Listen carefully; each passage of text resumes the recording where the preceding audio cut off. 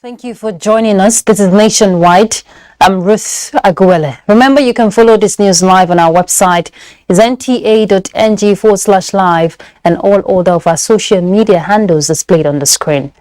Let's begin from Washington, D.C., where U.S. President Joe Biden has expressed absolute confidence in the ability of President Muhammadu Buhari to supervise the conduct of free, fair and credible elections in 2023. At a strategic meeting with leaders of 6 African countries facing elections next year, the U.S. leader particularly lauded President Buhari for demonstrating high sense of commitment to constitutionality in Nigeria's democratic enterprise. Let's hear the details from State House correspondent Adam Musambo. Apart from President Muhammadu Buhari, the high-level meeting with the U.S. President Joe Biden was also attended by his counterparts from the Democratic Republic of Congo, Gabon, Liberia, Madagascar and Sierra Leone. Discussions held behind closed doors centered on the forthcoming elections in their respective countries and sustainable democracy in Africa. The meeting, President Biden said, is not about the U.S. raising the alarm bell or claiming to be having concerns and solutions, rather to encourage them towards ensuring that balloting is free and fair in their countries. He singled out Nigeria and Mr. President for praise. These countries have their representatives, their ambassadors in Nigeria, and who are seeing that, Mr. President has never sought to interfere or to manipulate elections and election results. And of course, this has been seen in the recent past with governorship elections, in which the ruling party candidates have not won. And, and Mr. President has welcomed those results and, as the people speaking. And I think the international community now recognizes that he really is a Democrat, not just in words, but in action. It's a recognition of the legacy of Mr. President, which is a non-interference in the electoral processes, and that votes will count and count decisively. President Biden told the African leaders that his administration is prepared to do everything it can towards supporting the forthcoming elections in their countries being free, fair, and credible. President Biden, I think, was talking about enabling environment for democracy to flourish. Things like education, health, and all those quality of life issues that contributes to a society being prosperous and therefore able to make the democracy thrive, and job creation and just the economic support and other aspects, and so he feels that in those areas where the U.S. can support, that they certainly would do so. During the engagement, President Buhari restated his commitment to not only credible elections in Nigeria, but also a smooth transition to the next administration as a matter of obligation. He commended the United States for continuously supporting Nigeria's democratic enterprise, which he said will not be taken for granted. From Washington, D.C., Adam Musambo, NTA News. Still from Washington, D.C., President Joe Biden says improving Africa's infrastructure is central to his administration's vision of building a stronger global economy that can better withstand the kind of shocks witnessed in the past few years. The president announced a $350 billion investment package for what he called digital transformation, with Africa initiative aimed at ensuring that people across the continent participate actively in digital economy. This was while addressing the U.S.-Africa Business Forum as part of the ongoing Leaders Summit holding in Washington, D.C. Let's hear from Adam Musambo once again. My administration's engagement with Africa and the priority we place on these relationships began on day one. Because when Africa succeeds, the United States succeeds. Quite frankly, the whole world succeeds as well. The US-Africa Business Forum, attended by President Muhammadu Buhari and dozens of other heads of state and government, has as its theme partnering for a prosperous and resilient future. It is aimed at advancing two-way trade and investment partnerships that bolster Africa's role in the global economy, scale innovation and entrepreneurship, as well as drive advancements in critical economic sectors. Together, we want to build a future of opportunity where no one is left behind. Today, I'm announcing that the U.S. International Development Finance Corporation is investing nearly $370 million in new projects, $100 million to increase the reliable, clean energy for millions of people in sub-Saharan Africa, $20 million to provide financing for fertilizer to help smallholder farmers, particularly women farmers, increase the yields of their crops, $10 million to support small and medium-sized enterprises that help bring clean drinking water to communities all across the continent. Africa's economic transition, President Biden said, depends largely on good governance, healthy populations, and reliable as well as affordable energy. And the United States is committed to supporting every aspect of inclusive growth on the continent. The United States is signing a historic memorandum of understanding with the new African Continental Free Trade Area Secretariat. This MOU will unlock new opportunities for trade and investment between our countries and bring Africa and the United States even closer than ever. This is an enormous opportunity for Africa's future, and the United States wants to help make those opportunities real. 1.3 billion people and a continent-wide market totaling $3.4 trillion. During the forum, attended by business leaders from across the United States and Africa, several deals were signed as a concrete proof of an enduring commitment towards cementing new kind of partnerships between the United States and Africa that will spur shared success. I think the U.S.'s focus has been on moving the relationship with the continent from one of aid to one of trade, and then moving from trade to investment. And today they announced a $300 billion commitment via the IDC, which has been restructured, and now they want to make equity investments across the world with a big focus on Africa because of the opportunities. I think that we must commend our President Muhammadu Buhari, who has led a solid initiative to project the country on the international stage, and that's a big plus. And I think with initiatives of this nature, when the commitments the U.S. is making materialize into actual investments into the continent, Nigeria will get a large share of those investments. Afrexim today signed a $500 million commitment. African Finance Corporation, which is also Nigeria-based, also signed a $500 million commitment. So at least when it's not just a talk show, people are walking away from here with bankable documents in their hands, and we're all looking forward to the deployment of these funds. The US-Africa Leaders Summit continues. From Washington, D.C., Adamu Sambo, NTA News. Some cheering news back home. What seems like a mirage has now turned to reality as motorists are seen plying the newly constructed second Niger Bridge following the temporary opening of the bridge for Electoral season by the Minister of Works and Housing, Babatunde Fashola. Our correspondent, Chinyere Okoli, reported that when she captured the mood of travelers, said such move will ease the horrible encounter experienced by commuters during the festive season. Minister of the Federal Capital Territory, Mohammed Musa Bello, has mandated individuals, organizations and agencies to present their tax clearance certificates before any transactions within the territory. The minister gave this directive at a town hall meeting organized by the FCT Internal Revenue Service in Abuja. Onoze Yakubu reports. The town hall meeting held on the heels of the expenditure FCTA incurred while providing infrastructure and other essential services to the residents, as well as the revenue loss to the administration. The permanent secretary, Olushade Adeshola, says the administration will commence immediate arrest and prosecution of tax evaders in the FCT. Continue to provide more infrastructure for the city.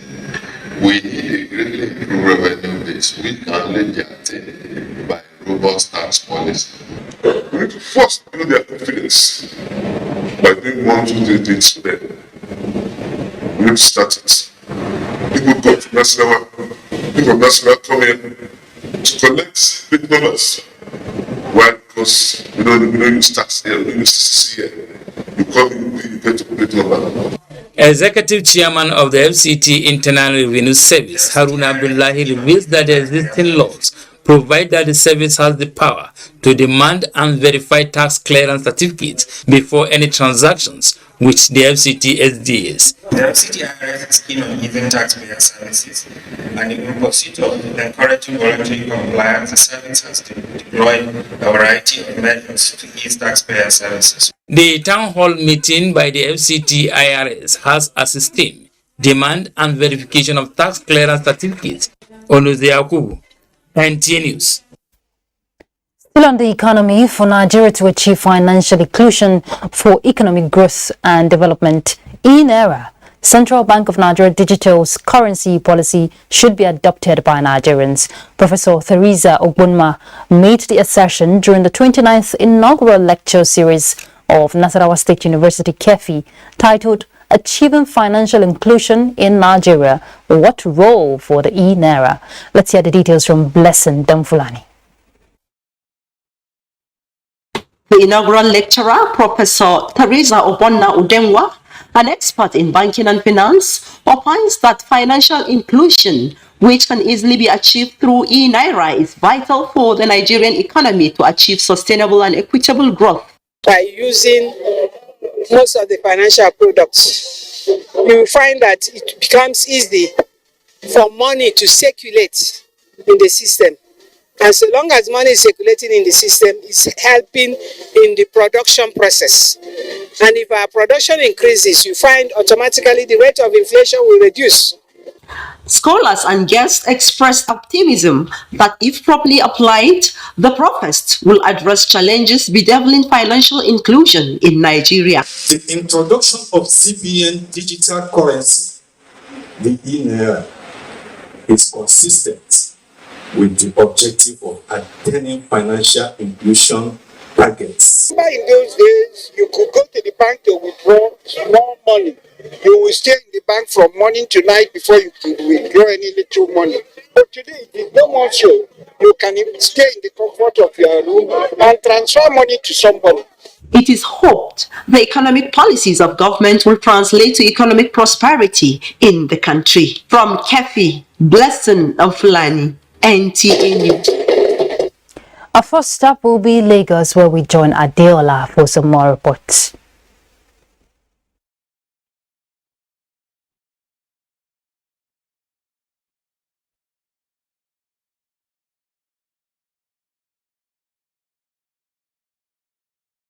Ruth, the much anticipated redesigned Naira notes are yet to circulate at different cash points as the window created by the Apex Bank to mop up excess liquidity in circulation is still open.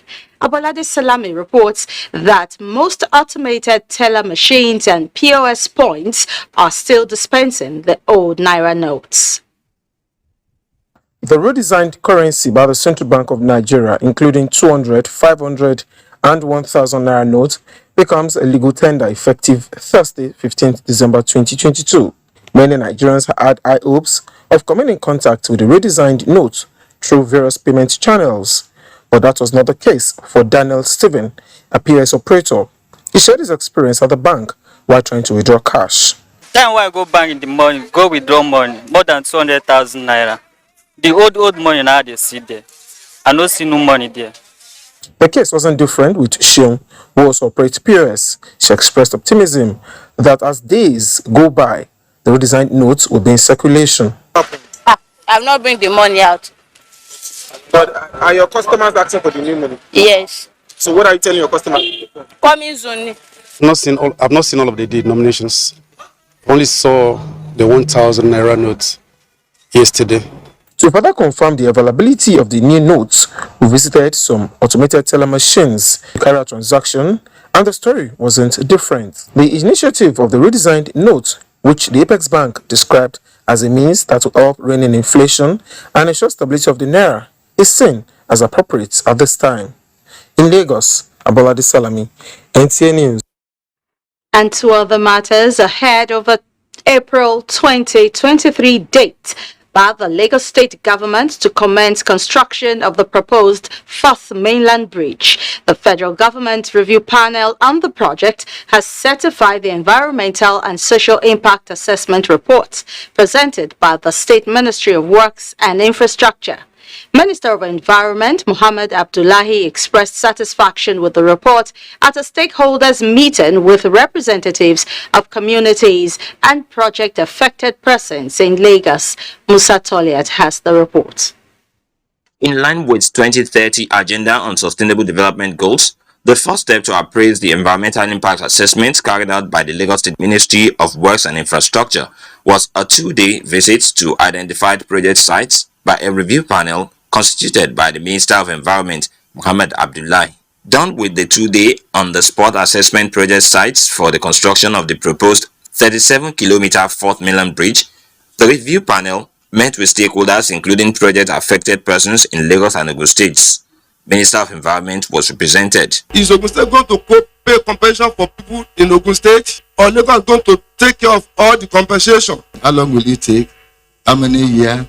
So it's an integrated. Although officials of Lagos State Ministry of Works and Infrastructure made presentation on environmental and social impact assessment as well as resettlement framework policy on the project, the concerns raised by project-affected persons did not go unaddressed. From the Federal Ministry of Environment point of view, we look at the project itself when it's well conceptualized, then we look at the receiving environment where the project is going to be placed. Then you see the interaction of the two. It is that impact that we want to see. And of course, the government, the federal government will come in to ensure that it must be sustainable. The technical people, they have made their presentation. Those areas that have potential impact have been identified. And this is the final review before the project is approved at ESIA level. The issue of compensation is not the case. It is actually a composite plan to make everybody happy. The breakdown of the project length is a 32-kilometer highway and a 5-kilometer lagoon bridge with provisions made to have 9 interchanges and 2 toll plazas. In Lagos, Musa Toliat, NTA News. Do not forget to follow this news broadcast live on our website at nta.ng/live and on our other social media handles displayed on your screen for updates. Nationwide will continue with Gabriel in Port Harcourt after this time out. To stay with us. A new edition of TV Guide is out, featuring an impeccable personality with purposeful leadership, Alhaji Mohammed Mitakobi, the Executive National President of Road Transport Employers Association of Nigeria. In 774 local governments, will be able to put all our structures in everywhere. I'll be able to bring the Retians members together, to reconcile them, to come and work for the progress of the association. Welcome to a world of fun and excitement as we also present an assemblage of professionals in the media space. Some compelling NTA programs, current trends in the fashion world, ICT, sports, entertainment, and lots more. Get a copy at the vendor near you or any NTA station nationwide. TV Guide, your indispensable companion.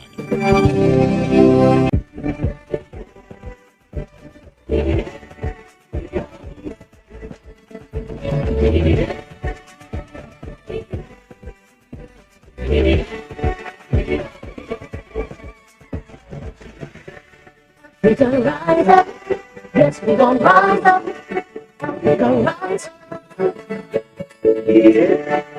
We gonna rise up, yes, we gonna rise up, we gonna rise up.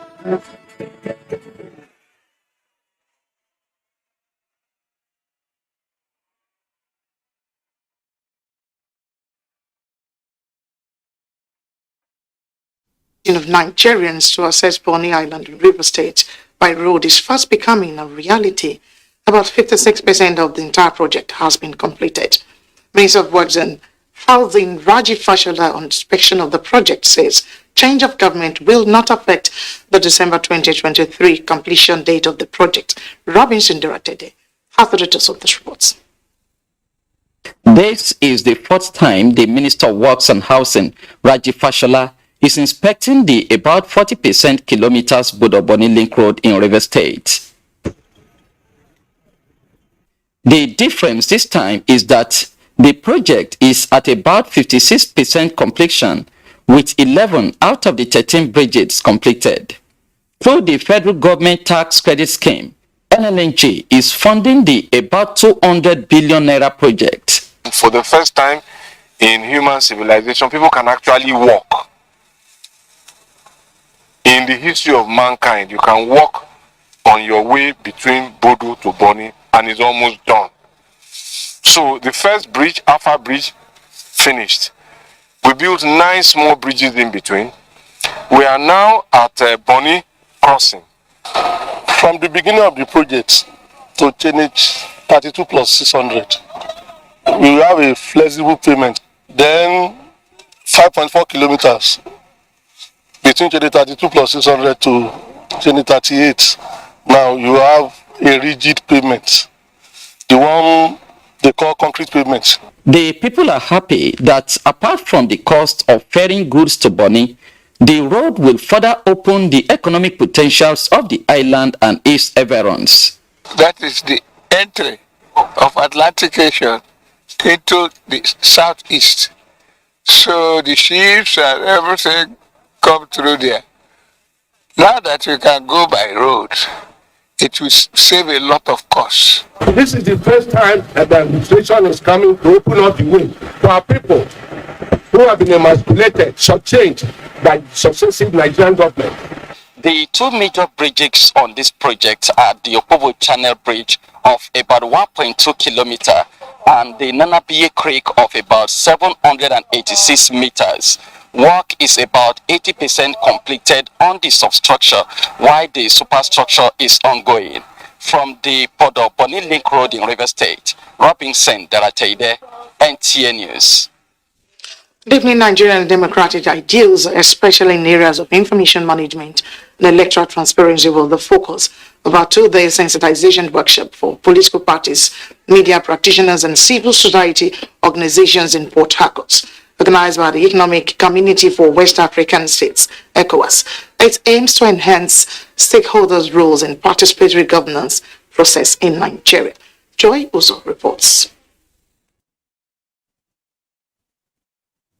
Of West African States, ECOWAS support to Nigeria's 2023 general elections. It follows a pre-election fact-finding mission to the 6 geopolitical zones in the country.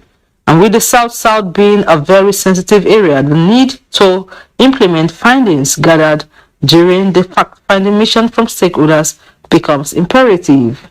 The workshop therefore aims to strengthen the media, political parties, and civil society involvement in the forthcoming elections, especially on management of issues of fake news and hate speeches, amongst others. I think the major take-home for media practitioners and civil society actors in particular is on content development that would enhance participatory governance processes. We believe the media in building content must consider structural conflict prevention issues. You should not develop content that will speak to ethnicity, that will speak to hate statement, that will speak to division. In their goodwill messages, stakeholders, including the Zonal Director NTA Port Harcourt Network Center, Bosade Adebayo, have from continuous sensitization to help change the age-long narrative of electioneering in Nigeria.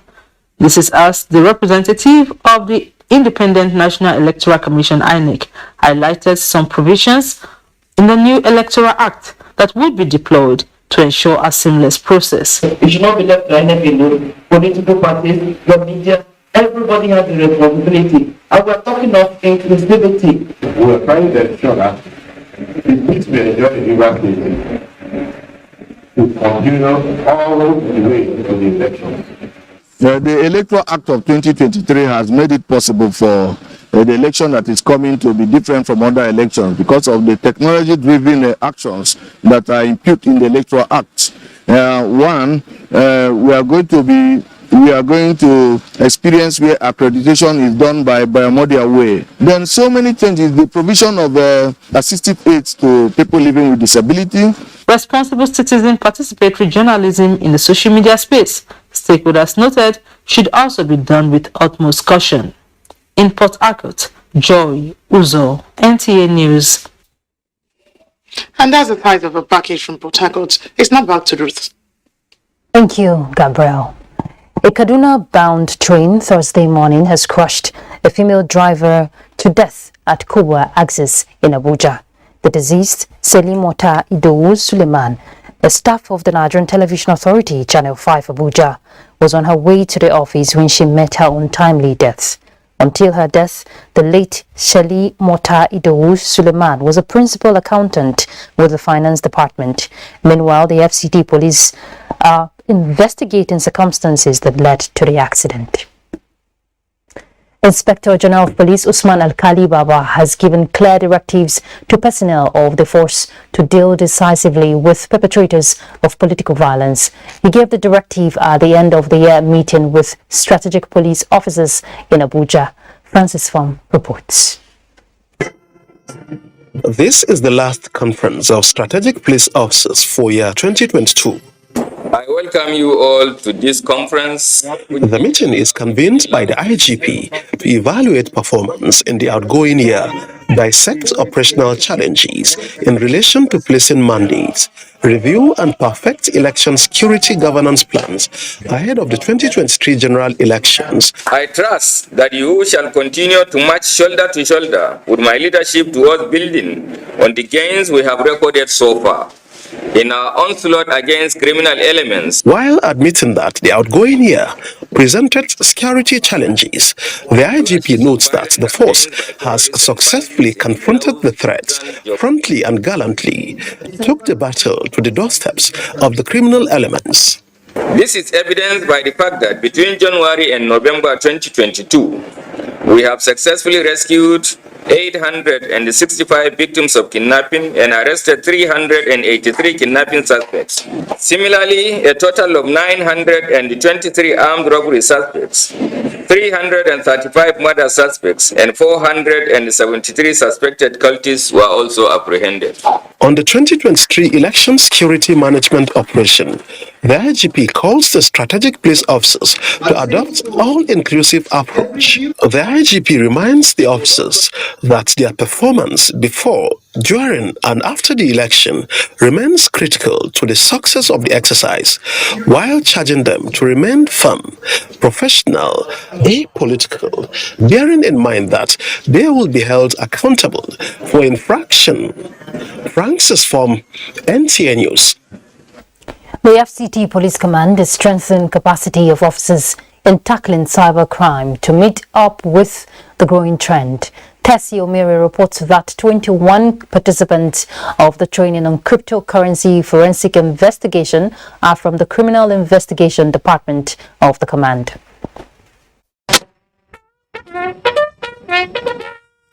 This official confidence building and assessment talk spared no effort in collaborating with relevant stakeholders in the security architecture to ensure intelligence gathering for effective crime fighting as the team converged on quality to strategize. Using this medium as we all the law-abiding citizens and residents of FCT to give the security agencies actionable and timely intelligence. Anytime they see any suspicious movement or something, they should report quickly to any of the security agencies for action.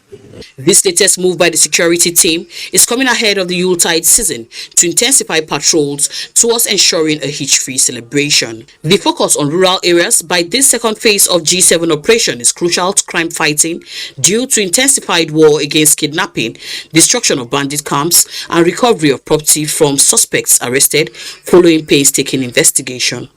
In Abuja, Asabi Williams, NTA News. Apologize for the mix-up there. That report was on the Commissioner of Police ensuring tight security, especially this Yuletide season. We'll bring you the cybercrime report in subsequent bulletin. Let's move on to other issues. Nasarawa state government is to engage ex-servicemen in the state to safeguard and protect state infrastructure against vandals. Governor Abdullahi Sule said these at the launch of the 2023 Armed Forces Remembrance Emblem and Appeal Fund in Lafia. Aliyu Tijani reports. It's another moment that Nigeria remembered the sacrifice of the nation's armed forces who paid supreme price while safeguarding and protecting the country's territorial integrity. In Nassau State, members of the Nigerian Legion launched the 2023 emblem and appeal fund with Governor Abdullahi Sule in attendance. Under the supervision of Nigerian Legion National Headquarters, Abuja, as a corps of commissioners ready for development and security in various areas of government offices. Governor Sule says his administration will not relent in renewing hope of members of the Nigerian Legion, hence the resolve to incorporate their service in the area of security.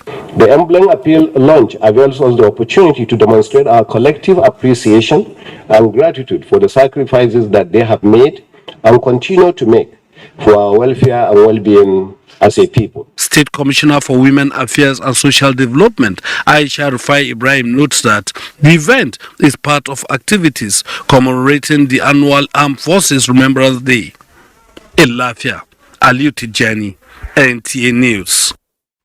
Establishment of Electoral Offences Commission as one of the measures towards curtailing electoral crimes is seen as a way forward as the nation approaches the 2023 elections. This was the views of guests on NTA's Good Morning Nigeria while discussing PVC's collection. Let's hear the details from Butua Miller. The recent announcement that those who are yet to obtain their permanent voters card ahead of the 2023 general election can do so has put a smile on many, giving them the opportunity to vote for their candidate as we draw closer to general elections. Guests on Good Morning Nigeria, despite commending INEC's effort at ensuring a free and fair election, had diverse opinions on issues pertaining to distribution of PVCs and dealing with electoral offences. Take the PVC cards to where the people are dwelling. Go where they are registering and give them their... I don't see the logic of starting from the local government. The idea is you start from the ward. Then those who are unable to pick their voters card at the ward level, after the specified period, can then go to the local government. If you say it's a permanent voters card, it's not possible that you register now and be given, because there is a provision in the Electoral Act that says that after your registration, this thing must be published, verified, so that whoever has objection or any correction and so on can come. With the beavers, we have reduced violence from ballot snatching and the rest. But we need this commission, and we need, the police to be more proactive. Deputy Director of Publicity INEC, Finwe Okuga, is assuring Nigerians that all issues on PVCs will be resolved before the election. Commission has a lot of work it is doing. It deals with civil society organizations and others. So it is now why the commission is now appealing and pleading for the establishment of this commission or tribunal to enable it face other processes. Together, the guests urge all security agencies to join forces to ensure the 2023 general elections free and fair. In Abuja, Butua Miller, NTA News. Right, let's head to Just to join Felicia to bring us some more reports.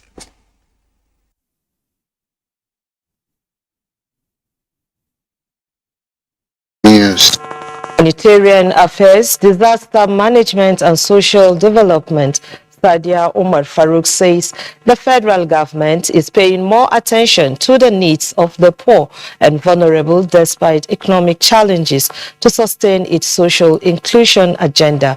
This was while flagging off the grants for vulnerable groups and government enterprise and empowerment program in Plateau State. Alisabutu Kaye Andrew reports that more than 300 people are benefiting from the program. The Grant for Vulnerable Groups and Government Enterprise and Empowerment Program is targeting women, youths, and citizens with special needs. The beneficiaries went home with 50 to 300,000 Naira for Empowerment Program and 20,000 Naira as grants. By the grace of Almighty God, we will use this money. This 50,000 will go a long way to increase my business. Minister of Humanitarian Affairs, Disaster Management and Social Development, Sadia Umar Farouk, represented, says the federal government has paid more attention to addressing the plight of the poor and vulnerable in the country, despite other economic challenges, to sustain the social inclusion agenda of President Buhari's administration. The power money is 300,000, which includes equipment and what have you for the farmers. So as for them to be engaged in one trade or the other, which will take them out of poverty. The secretary to the government of Plateau State, Professor Danlado Atu, says the state government will empower 20,000 Plateau citizens before February next year. Empowerment has been a very principal cardinal policy of government of Plateau State, which is very dear to the governor. So we get packages like this, interventions like this coming from the federal government. We don't take it for granted. I'm calling on all beneficiaries to make very good use of the intervention given to them.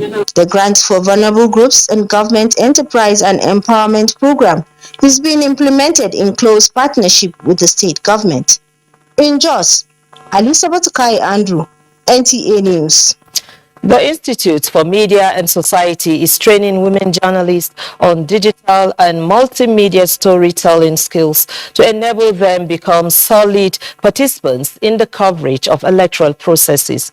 Ndenyang and Abuja reports that the training, which is holding in Jos, is being supported by the European Union. The training is part of the European Union support to democratic governance in Nigeria program phase 2. Captured under the component 4, support to the media. The focus, which is building digital and multimedia storytelling skills for women journalists, will position them to provide fair and ethical reportage of electoral processes, especially as it affects women, vulnerable groups and youths. This is a capacity building that will help a lot of women to break borders. They're going to learn how to tell compelling stories, especially surrounding the election. The Executive Director, Institute for Media and Society, Dr. Akin Akimbulu, and President Nawoj Ladibala say the training will help deepen the digital skills of women journalists to ensure election coverages tackle salient messages that will enhance accurate reportage of the elections. We are addressing one level within the skill gap area, and there are other levels that this capacity building initiative will also address. We believe that if their skills are enhanced, they'll be able to see those development issues and report them, in line with the expectation from the electoral process by the Nigerian society. We are hoping that in 2023 general elections, we're going to see those kinds of stories and reportage happening live on the ground. The 2-day training is being attended by women journalists from the 19 northern states. In Jos, Ndenyang and the other gang, NTA News. And that's it from Jos. Nationwide continues in Ibadan with Kemi after this break. Stay with us. Nigerians, elections are here again. Let us shun violence. Let us play the game according to the rules. Do not be a thug. Say no to violence. Let's rise and defeat violence, crime, and sabotage against the peace of our nation. Nigeria is the only country we have. We must do everything to keep it united. We must avoid any act that promotes hate and disintegration. Say no to separatist movement, terrorism, fake news, hate speech, religious bigotry, and any act that tends to divide us as a nation. Watch out for strange gatherings and suspicious movements. Restrict access to sensitive documents and data, the disclosure of which may damage national security. Educate your staff and family, particularly on measures to safeguard information and report security breaches. Apply relevant legal security guidelines to protect yourself and your neighbors.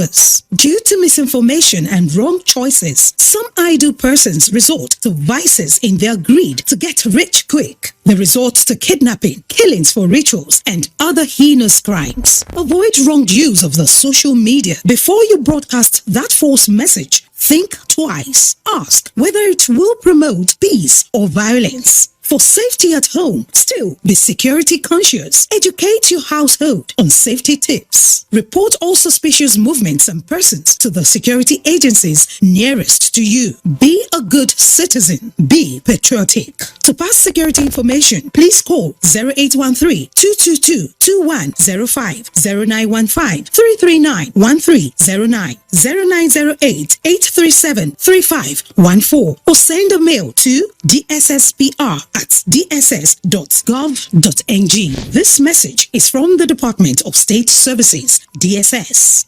Now, what would make someone set out on a journey and not get to his or her destination? Now, imagine the victim who cannot reach out to these responders, who doesn't even have the phone to reach out. Hello, thank you very much for joining us on platform. I'm Ruth Aguele.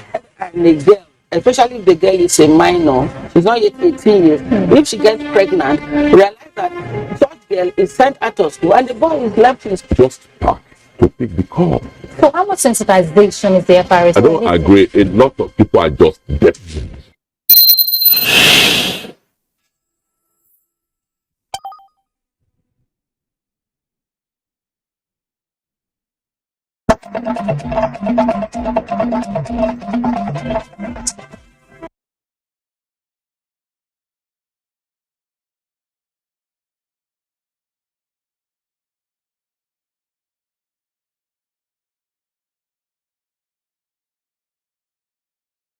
Thank you and welcome to Ibadan.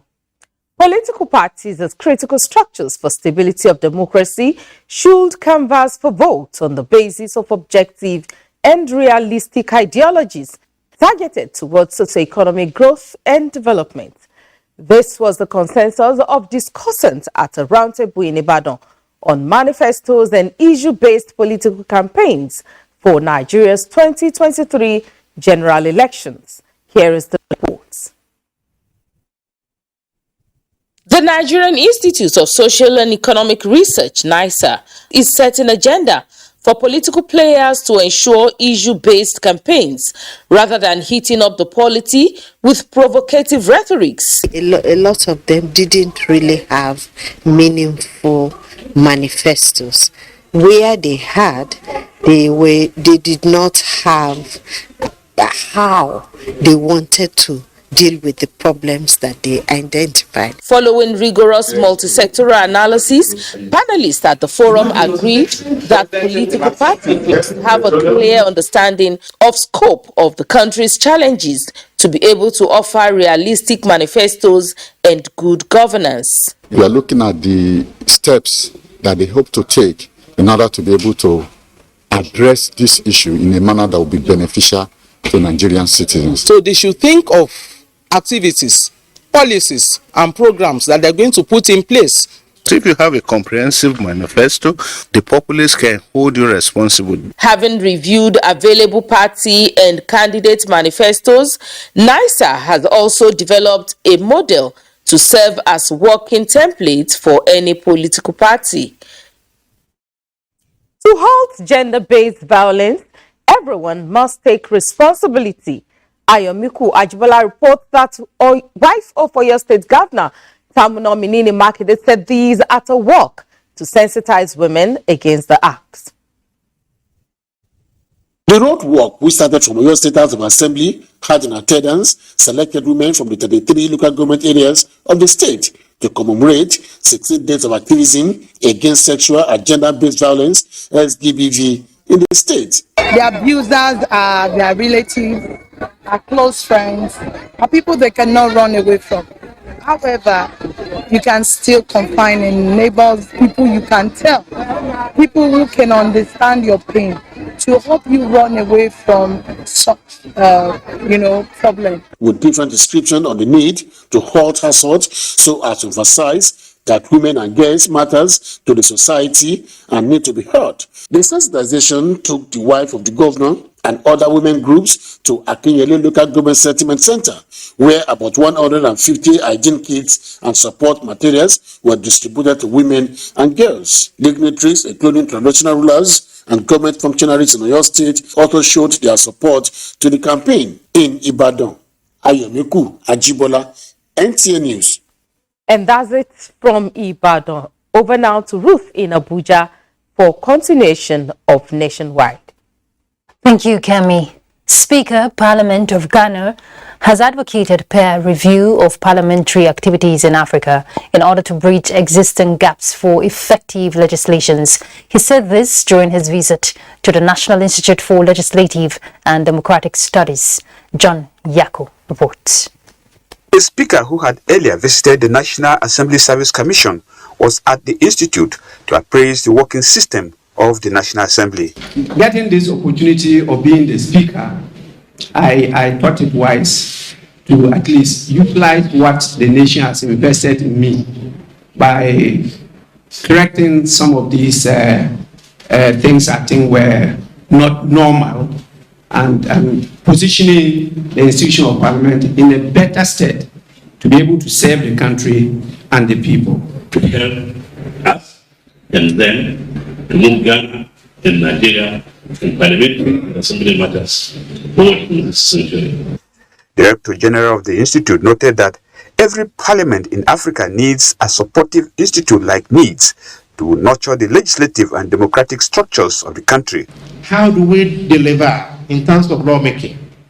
How do we deliver in terms of representations? How do we deliver in terms of oversight? How do we ensure that the carpenter, the bricklayer, the professor that are being elected into the parliament get, exposed to the rudiments of legislations? Meanwhile, the academic staff of the institute have undergone a special training to address core areas of need. We appreciate you for the strong collaboration and support, as well as for your self-understanding of adhering to the principle of lifelong learning. There is no limit to knowledge. You constantly have to develop yourself. Training starts from cradle to grave.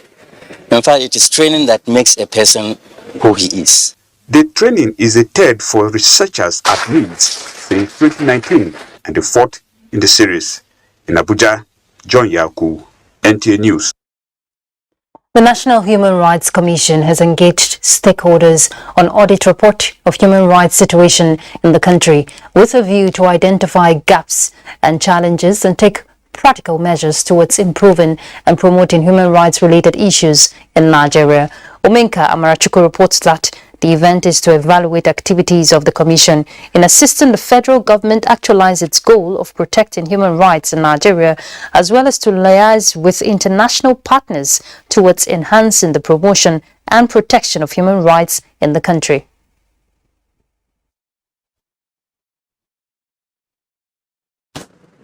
The reports are also expected to take into consideration alignment of the initiatives carried out by the government between 2019 and 2022 and how these interventions align with the attainment of the Sustainable Development Goals.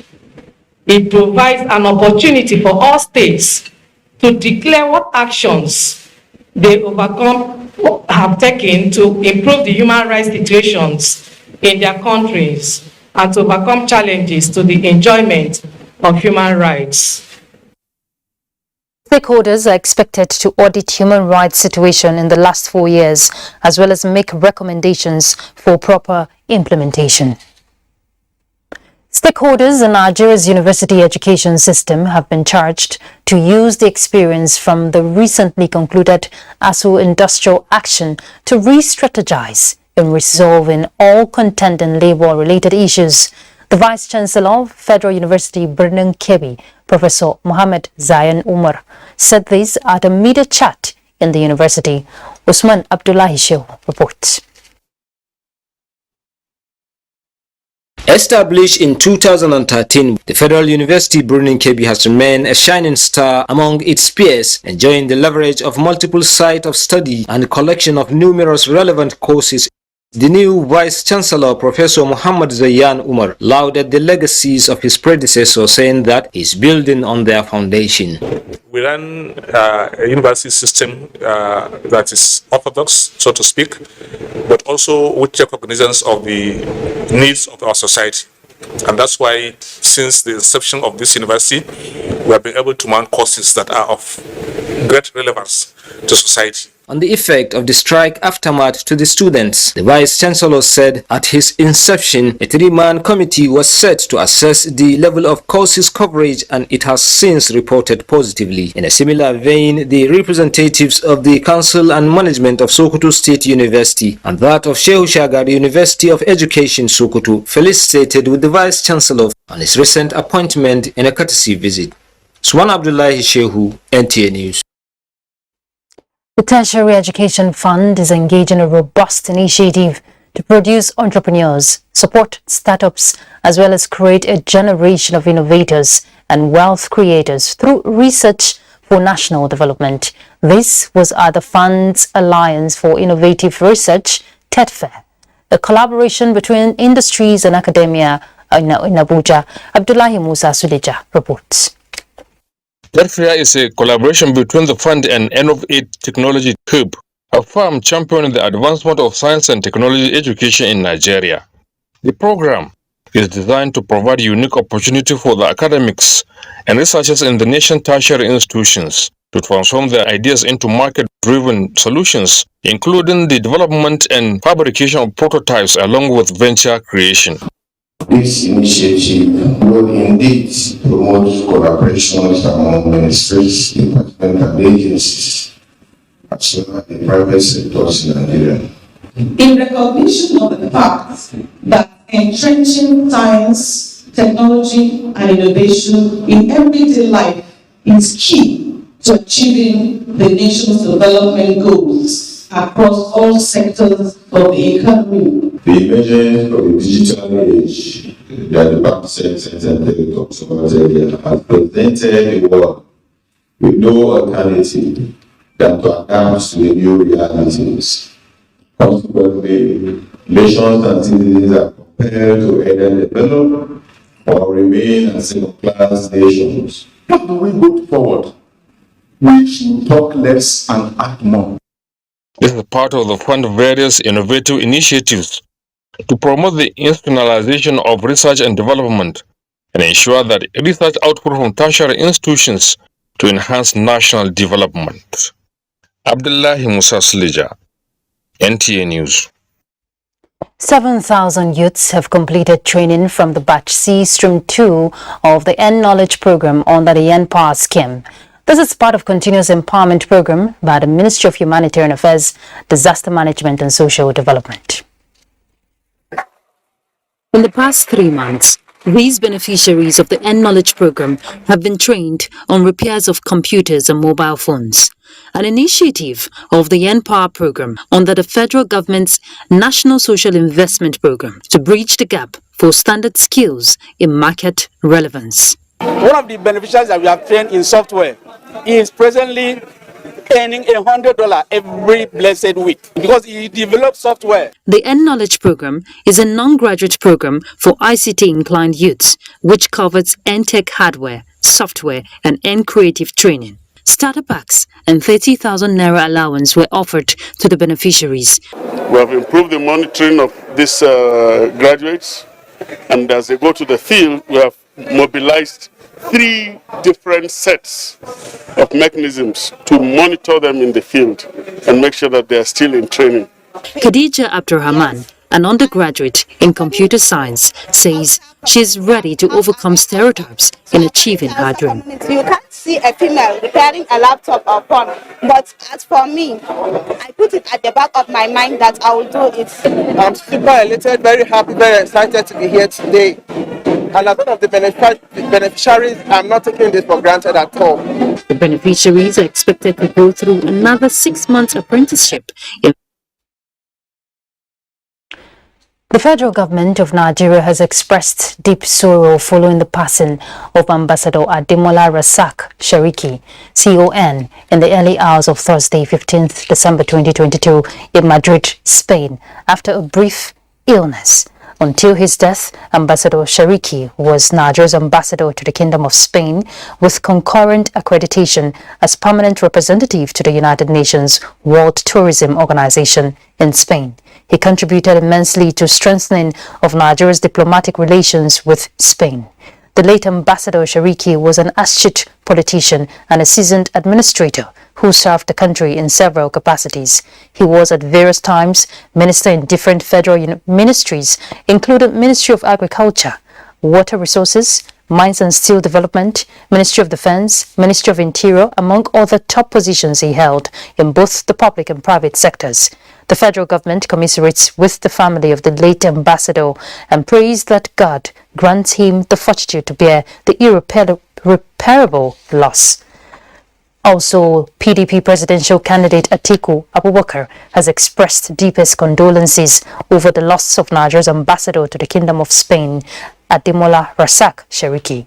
In a tweet, Atiku Abubakar described the late ambassador as a patriot who served the country in different capacities. He said the ambassador was a consummate politician whose gentle mannerism bore a distinctive trademark in all assignments he undertook. That's nationwide. Thank you very much for your time and do enjoy the rest of your evening. I'm Ruth Aguele. Bye.